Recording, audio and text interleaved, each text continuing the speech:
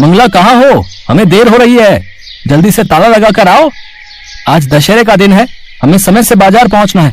सब लोग अपना ठेला लगाने पहुंच गए होंगे, हमें भी अपना आलू टिक्की का ठेला समय पर लेकर पहुंचना चाहिए।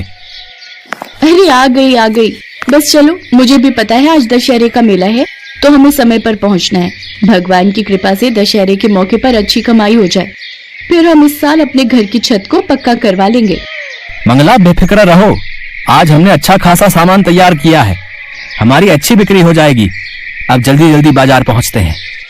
गोकुल और मंगला दोनों आलू टिक्की का ठेला लगाते थे। टिक्की में मसाला मिलाने का काम मंगला ही करती थी, बाकी दोनों मिलकर ही ठेले पर काम करते थे। मंगला के हाथ में ना जाने ऐसा क्या जादू था कि वो टिक्की का मसाला बहुत ही स्वादिष्ट बनाती थी। लोग गोकुल के ठेले की आलू की टिक्की बहुत पसंद करते थे और उनकी अच्छी कमाई हो जाती थी। आज दशहरे का दिन था और ठेले पर ग्राहकों की भीड़ लगी हुई थी।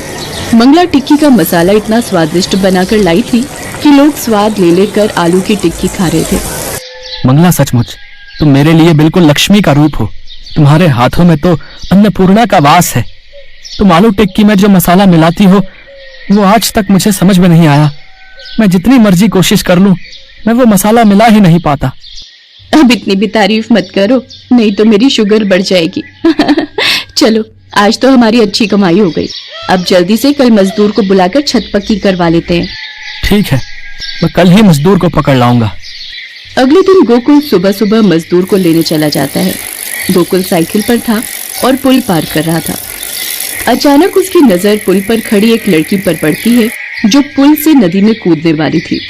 वो खुद अपनी साइकिल छोड़कर उस लड़की की ओर भागता है और उस लड़की का हाथ पकड़ लेता है। रुको, ये तुम क्या करने वाली थी? छोड़ दो मुझे मर जाने दो। मुझे क्यों बचाया? पर तुम आत्महत्या क्यों कर रही हो? मेरे चाचा मुझे एक बदमाश को बेच रहे थे, इसलिए मैं आत्महत्या करना चाहती हूँ। मेरा इस दुनिया में कोई भी नहीं है।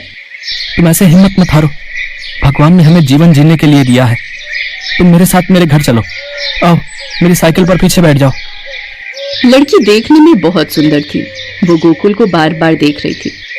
गोकुल साइकिल पर बिठाकर उसे घर ले आता है और मंगला को सारी बात बताता है। उस लड़की का नाम लता था। मंगला लता को खाना देती है। लता गोकुल और मंगला के साथ उन्हीं के घर में रहने लगी। मंगला देखने में भी सीधी साधी और साधारण थी।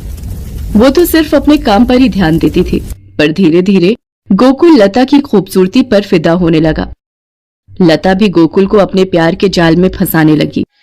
गोकुल रोजाना अब कोई ना कोई बहाना बनाकर मंगला को अकेले ही काम पर भेज देता था और पीछे से गोकुल और लता दोनों घर पर अकेले थे। मंगला को कुछ शक हुआ और एक दिन वो जल्दी घर आ गई। उसने गोकुल और लता को एक साथ देख लिया और वो रोने लगी। आपने मुझे धोखा दिया। पति पत्नी के रिश्ते में विश्वास होता है जिसे आपने तोड़ दिया। काहे का विश्वास? मैं तुझसे ज्यादा सुंदर हूँ। अब गोकुल मेरे साथ रहेंगे, मैं उनसे शादी कर रही हूँ। वो तुझे तलाक दे देंगे। हाँ मंगला, अब मैं लता के साथ ही रहूंगा।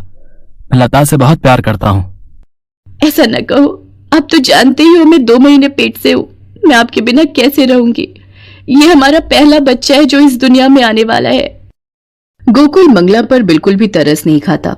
उसके व्यवहार को देखकर मंगला चुपचाप वहां से चली जाती है। गोकुल लता के साथ रहने लगता है। मंगला भूखी प्यासी सड़कों पर भटकती रही और एक दिन वो चलते चलते बेहोश होकर गिर गई। उसे जब होश आया तो वो अपने आप को एक ढाबे पर पाती है।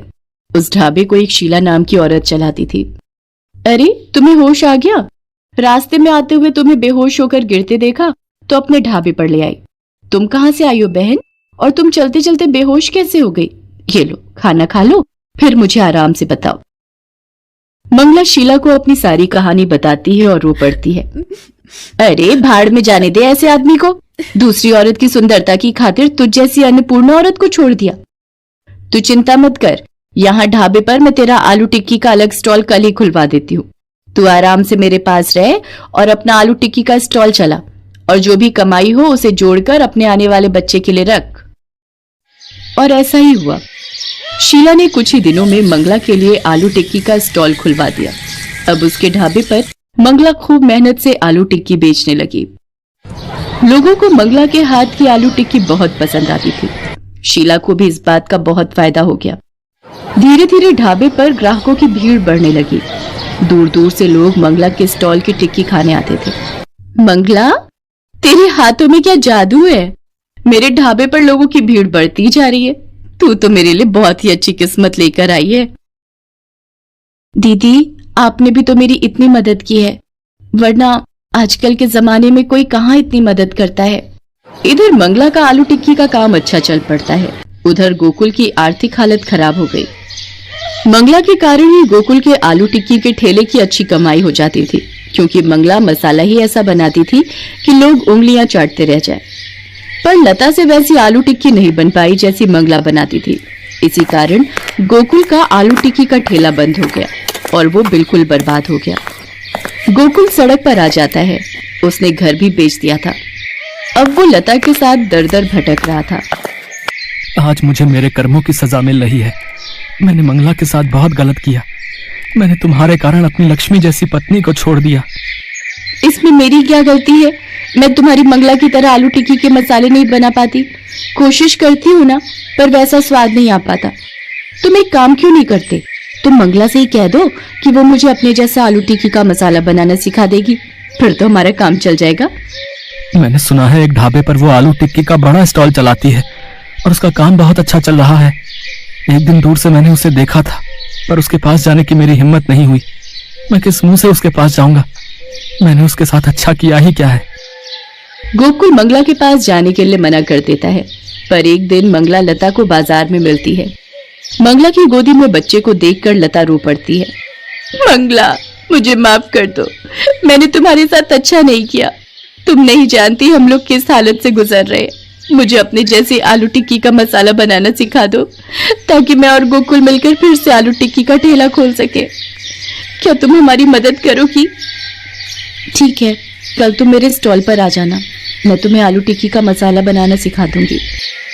अगले दिन लता मंगला से आलू टिक्की बनाने की विधि सीखने जाती है। मंगला उसे सिखा तो देती है, पर लता के हाथों में अब भी वो बात नहीं थी जो बात मंगला के हाथों में थी।